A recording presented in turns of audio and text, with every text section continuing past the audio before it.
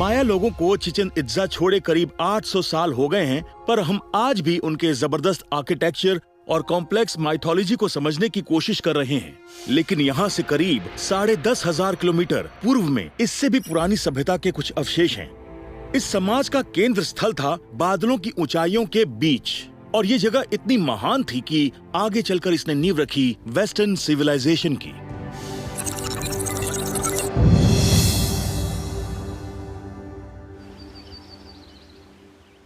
और वो जगह है यहाँ ग्रीस के इस छोटे से गांव में, बादलों के बीच से उभरता हुआ एक पहाड़ जिसका आकार समंदर की एक लहर जैसा है।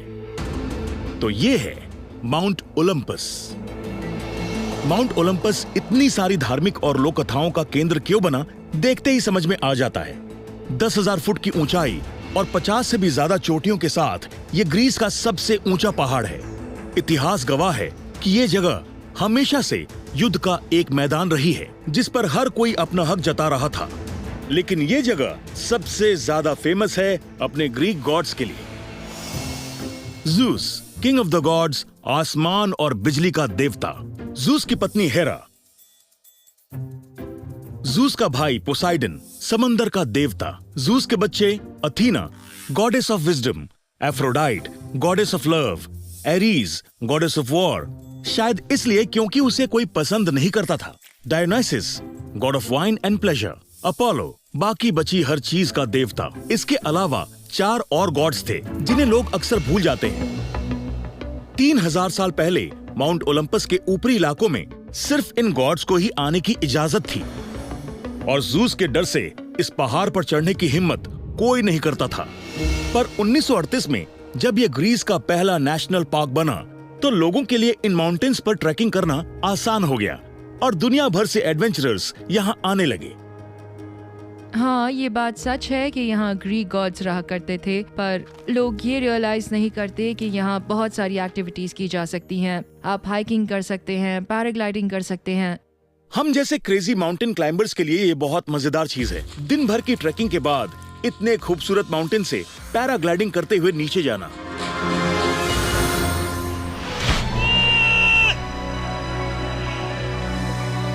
माउंट ओलंपस से जुड़ी धार्मिक कथाओं ने प्राचीन यूनानी सभ्यता की नींव रखी, और उसके बदले हमें मिली डेमोक्रेसी, फिलॉसफी और ड्रामा। उन्होंने आर्किटेक्चर, मेडिसिन और ऑर्गेनाइज्ड स्पोर्ट का निर्माण करके मॉडर्न एज की नींव रखी। यहाँ आने वाले एडवेंचरर्स उस खास एहसास के लिए आते हैं कि वो जिस जगह खड़े हैं उसने पूरी दुनिया को बेहतर कल दिया। और जब बात आती है रिलैक्स करने की, तो पहाड़ के बेस पर बसा है यहाँ का सबसे खूबसूरत सी साइड टाउन लिटोहोरो। और अगर आप सोच रहे हैं कि क्या यहाँ लोग आज भी ग्रीक माइथोलॉजी के साथ इस जगह के रिश्ते की बात करते हैं, तो जवाब है हाँ। चलिए मेयर से सुनते हैं। हम ओलंपियंस तो इन कहानियों को सुनकर ही बड़े हुए हैं। हमें इन पर नाज है। हम खुद को इन लेजेंड्स का हिस्सा मानते हैं। लेकिन अगर आप ग्रीक माइथोलॉजी के बारे में और जानना चाहते हैं, तो ग्रीस अकेली जगह नहीं है। कई सदियों से ग्रीक्स माउंट ओलंपस के गॉड्स की कहानियां दुनिया भर को सुना रहे हैं। लेकिन जब होमर ने 8वीं सदी में इन पर इलियड नाम की कविता लिखी, तो ये कहानियां जैसे अमर हो गईं। इस पोयम में कई लेजेंडरी लोकेशंस के बारे में बताया गया है, लेकिन एक जगह ऐसी है जो अब तक के सबसे यादगार मिलिट्री अटैक के लिए जानी जाती है।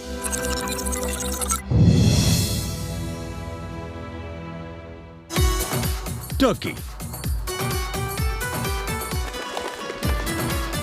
एक ऐसा देश जो फैला है 2 कॉन्टिनेंट्स में, यूरोप और एशिया, फिर भी अपने आप में यूनिक है।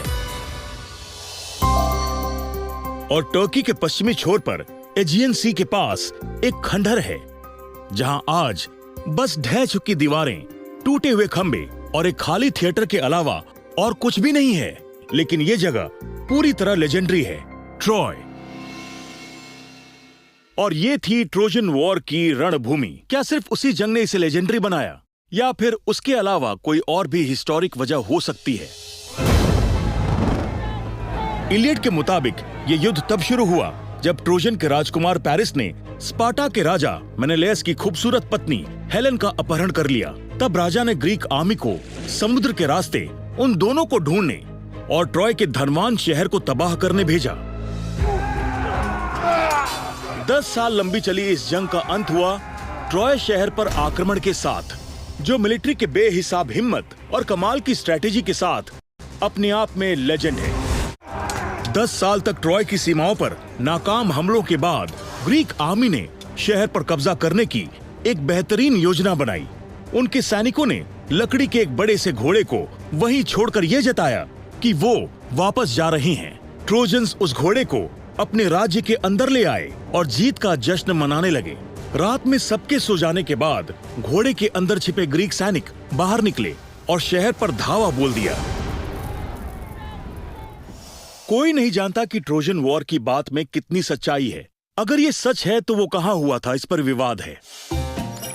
इस्तांबुल से करीब 240 किलोमीटर दूर एक छोटा सा शहर चनाकली, जो एक बहुत ही मजेदार वजह से एक पॉपुलर टूरिस्ट डेस्टिनेशन बन गया है।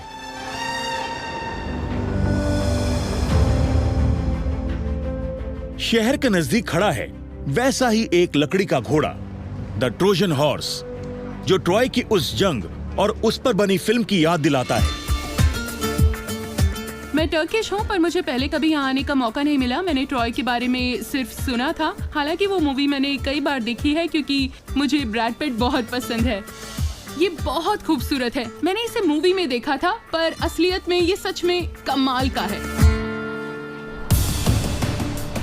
ट्रॉय के खंडहर से अलग खड़ा ये ट्रोजन हॉर्स शायद उस बड़े सवाल का जवाब दे पाए, क्या ट्रोजन वॉर सच में हुआ था या नहीं। 1871 में जर्मनी के एक अमीर एडवेंचरर हाइनरिक श्लीमन ने यहाँ बड़े पैमाने पर एक्सकवेशन का काम शुरू करवाया, जिसमें कई ऐसे आर्टिफैक्ट्स मिले हैं जो उनके हिसाब से ट्रॉय को सच साबित कर सकते हैं। श्लेमन का मानना था कि ये वही जगह है जहाँ से ट्रोजन हॉर्स को अंदर ले जाया गया था और उसके पास ही उसे बहुत सारी खूबसूरत चीजों का खजाना भी मिला। उसे इस बात की बहुत खुशी थी, लेकिन मरने से कुछ दिन पहले ही उसे ये पता चला कि ये ट्रेजर तो ट्रोजन एरा से भी 1000 साल पुराना था। रिसर्चर्स ने उसके बाद कई दशकों तक वहां खुदाई की और ट्रॉय से करीब 9 अलग अलग दौर के आर्टिफैक्ट्स खोज निकाले।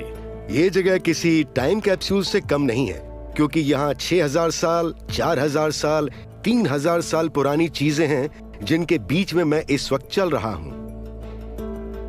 लगभग 1250 बीसी वाले सेक्शन में आर्कियोलॉजिस्ट्स को जला हुआ मलबा और बिखरे हुए स्केलेटन्स मिले हैं, जो शहर की तबाही की ओर इशारा करते हैं। इससे लगता है कि शायद होमर की किताब इसी जगह की बात करती है। इन खंडहरों के बीच चलते हुए ट्रॉय शहर जैसे जिंदा हो जाता है। बेहतरीन स्ट्रैटेजी और लकड़ी के शानदार काम के साथ घोड़े की बनावट ने ग्रीक आर्मी को दुनिया की सबसे यादगार जंग में जीत का खिताब दिलवाया, जिसे लोग अब तक नहीं भूले। लेकिन अगर आप टर्की में ऐसी लेजेंडरी लोकेशंस के लिए आए हैं जहां एडवेंचर भी मिले, तो आपके लिए एक छिपी हुई वैली को पार करने की चुनौती है। वैसे इस चुनौती को पार करना आसान नहीं है। प्राचीन योद्धाओं ने जिन रास्तों पर अपने कदम बढ़ाए थे, उन पर चलने के लिए आप वेस्टर्न टर्की में फेटिया नाम की इस जगह पर आ सकते हैं, जो लाइसियंस की छावनी थी।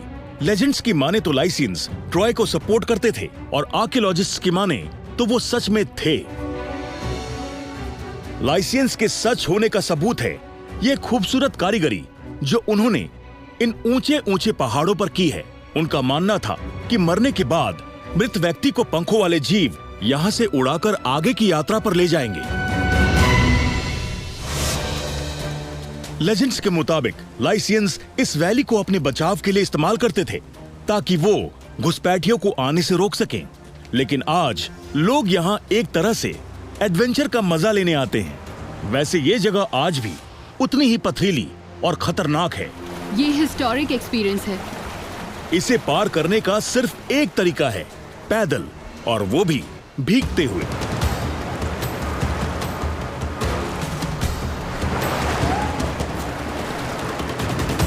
हजारों साल पुरानी नदी से लगकर बनी ये साकिलकेन गॉर्ज करीब 17 किलोमीटर लंबी है और करीब 1000 फुट गहरी। और सर्दियों के बाद जब बर्फ पिघलती है तो इसे पार कर पाना और भी मुश्किल हो जाता है। पानी का करंट बहुत तेज है। ओह नो, पकड़ो पकड़ो उसे। ओह, संभल के।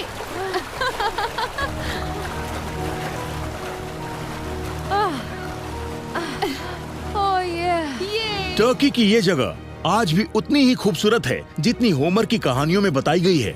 चाहे वो ट्रॉय हो या फिर ग्रीस का माउंट ओलंपस या फिर मेक्सिको का चिचेन इट्जा, ये सभी जगहें किस्से, कहानियों और धार्मिक मान्यताओं का केंद्र स्थल रही हैं, जो आज तक कायम है। चाहे एस्ट्रोनॉमर्स हों, देवी देवता हों या फिर योद्धा, जिन्होंने भी इस धरती पर राज किया, वो किसी न किसी तरह आज भी हमारे बीच हैं। हर वो इंसान जो इनकी तलाश में जाएगा, वो खुद को खोया पाएगा, वो भी इन लेजेंड